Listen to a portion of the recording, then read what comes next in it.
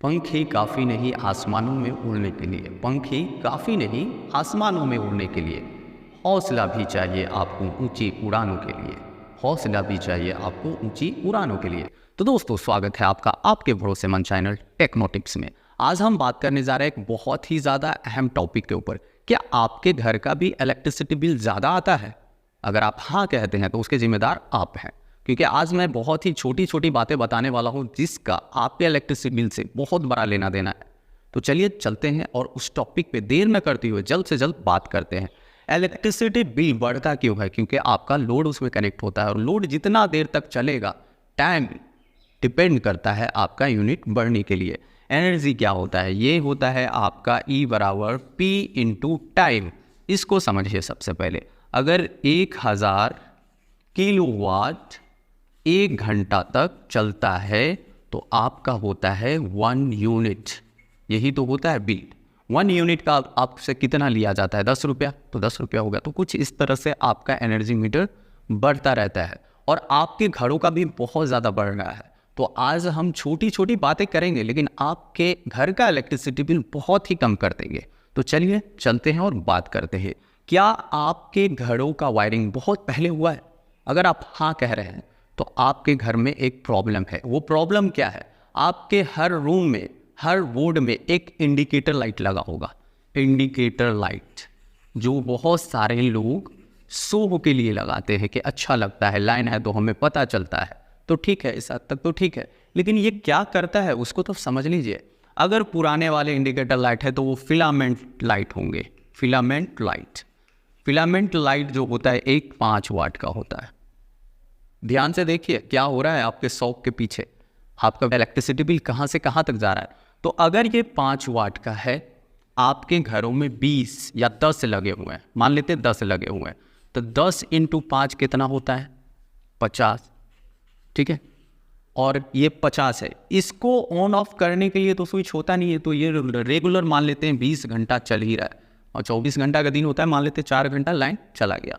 तो ये कितना हो गया? 50 इंटू 2 1000, यानी कि 1000 वाट का लोड हो गया आपका।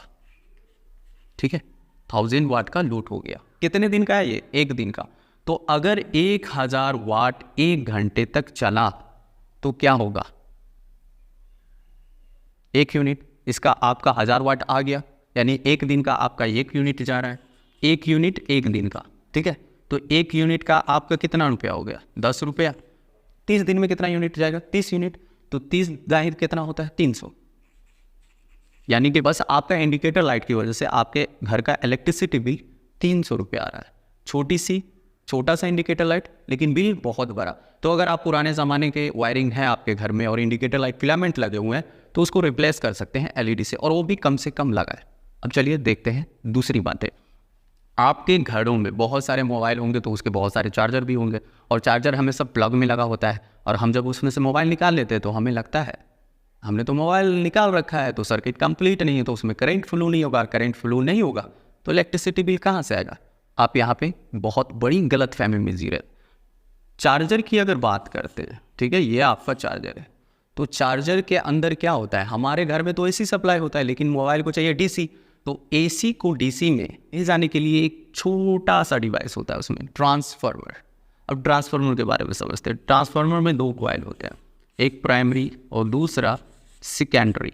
ठीक है, आपने मोबाइल जो लगाया है सेकेंडरी में लगाया है। आपका मोबाइल जब चार्ज हो रहा है तो इस तरह करंट फ्लो हो रहा है, आपका मोबाइल चार्ज हो रहा है। जब आपने मोबाइल को हटा दिया तो इधर करंट फ्लो नहीं हो रहा है, लेकिन ये जो प्राइमरी वाला कॉइल है उसमें तो 220 वोल्ट जा ही रहा है और सर्किट है कंप्लीट, तो इसमें भी करंट फ्लो हो रहा है। तो वही प्रिंसिपल यहाँ पे लगा लें कि अगर ये 5 वाट का है, ठीक है, अगर 5 वाट का है और 20 घंटा चलता है तो 5 दूनी कितना हो गया? 100 हो गया। 100 वाट आपका ये लेता है 20 घंटा में। ठीक है, तो अगर 3 से गुना करेंगे तो 300 वाट हो गया, और 300 वाट हो गया, इसका मतलब कहाँ से कहाँ आ गया? एक ही चार्जर थोड़ी होता है, मान लेते 5 है 10 है। उसी तरह अगर एग्जाम्पल लेते 10 चार्जर है तो आपका उसी तरह से 300 रुपया ये भी लेके आ रहा है। तो आपका इलेक्ट्रिसिटी बिल क्यों नहीं ज़्यादा आएगा? बिल्कुल ज़्यादा आएगा। अब हम बात करते हैं टीवी। आपने अपने घरों में टीवी तो वॉल पे एक बड़ा सा लगाया होगा बेड के सामने, सो करके देखने के लिए, तो आप उससे बात करते हैं। जब भी हम टीवी ऑफ करते हैं, बेड पर से सोए सोए हमने क्या किया, रिमोट को ऑफ कर दिया, तो क्या हुआ, टीवी ऑफ हो गया। टीवी नहीं ऑफ हुआ है, आपकी गलतफहमी है, स्क्रीन ऑफ हुआ है। उसके अंदर भी सेम मोबाइल चार्जर जैसा प्रॉब्लम होता रहता है। उसमें भी एसी नहीं डीसी चाहिए, और हम देते हैं एसी, तो उसमें भी ट्रांसफार्मर है, उसमें भी ट्रांसफार्मर है। तो यही प्रॉब्लम शुरू है कि आपका प्राइमरी में तो हमेशा करंट फ्लो हो रहा है, तो करंट फ्लो होगा तो आपका इलेक्ट्रिसिटी बिल तो बढ़ेगा ही नहीं। चलिए अब हम बात करते हैं चौथे टॉपिक के ऊपर। अभी ठंडी का टाइम है तो मच्छर भी बहुत काटता है ना, मच्छर बहुत काटता है, तो क्या करते हैं हम, मस्कीटो मारने वाला एक मशीन लाते हैं, उसको लाइन में लगा देते हैं, ऑन कर देते हैं, ठीक है। अब ऑन जब कर देते हैं तो हम उसको सुबह भूल जाते हैं कि उसको ऑफ भी करना है, क्योंकि छोटा सा डिवाइस है, क्या कर लेगा, बहुत बड़ा काम करता है भाई। वो जो छोटा सा डिवाइस है ना, वो मिनी हीटर है, और हीटर कितना बिल लेता है वो तो आपको पता ही है। अगर मान लेते हैं वो 50 वाट का है, ठीक है, और वो 20 घंटा चला, तो आपका 1000 हो गया।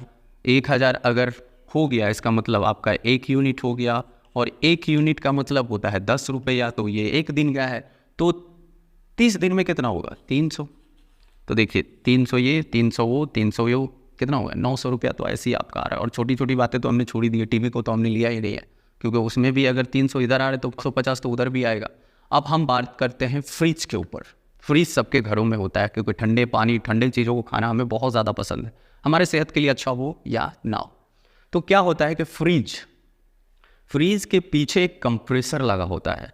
तो हम क्या करते हैं, जब भी फ्रिज को हाई पे रखते हैं कि जल्दी ठंडा हो, हमें क्या ज़रूरत है जल्दी ठंडा करने, घर में है, कम पे भी रखेंगे तो वो ठंडा कर ही देगा। तो अगर उसको हाई पे रखते हैं तो कंप्रेसर स्पीड चलता है, और जब भी कोई भी चीज़ स्पीड चलेगा तो उसको करंट का फ्लो ज़्यादा चाहिए। तो करंट का फ्लो ज़्यादा चाहिए, इसका मतलब यूनिट आपका ज़्यादा होगा। तो हमें कभी भी क्या करना है, फ्रिज को लो पे रखना है। ठंडा तो वैसे भी करेगा, जल्दी नहीं करेगा लेकिन करेगा।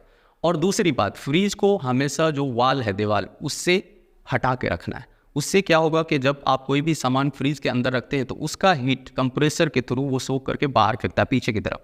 अगर उसको दीवार के साथ आप कनेक्ट करके रखते हैं तो वो बाहर नहीं फेंक पाएगा, और कंप्रेसर को ज़्यादा काम करना पड़ेगा उसे फेंकने के लिए। तीसरी बात है फ्रिज को लेकर के, अगर आप फ्रिज कभी भी खोलते हैं और आपके घरों में, आपके रूम में फ़ैन चल रहा है, तो उसको पहले ऑफ कर दें, क्योंकि जब आप फ्रीज खोलेंगे और फ़ैन चल रहा है तो उसका जो भी ठंडी है बाहर फटाक से निकल जाएगा। तो इस बातों पे अगर आप ध्यान देते हैं ना, तो आपको चोरी करने की कोई ज़रूरत ही नहीं पड़ेगी, आप आसानी से इलेक्ट्रिसिटी बिल कम कर सकते हैं। तो दोस्तों, अगर ये वीडियो अगर आपको पसंद आया हो तो जल्द से जल्द मेरे चैनल को सब्सक्राइब कर लें। मिलते हैं आपसे अगले वीडियो में अगले बहुत सारे टॉपिक के साथ, तब तक के लिए बाय बाय, टेक केयर।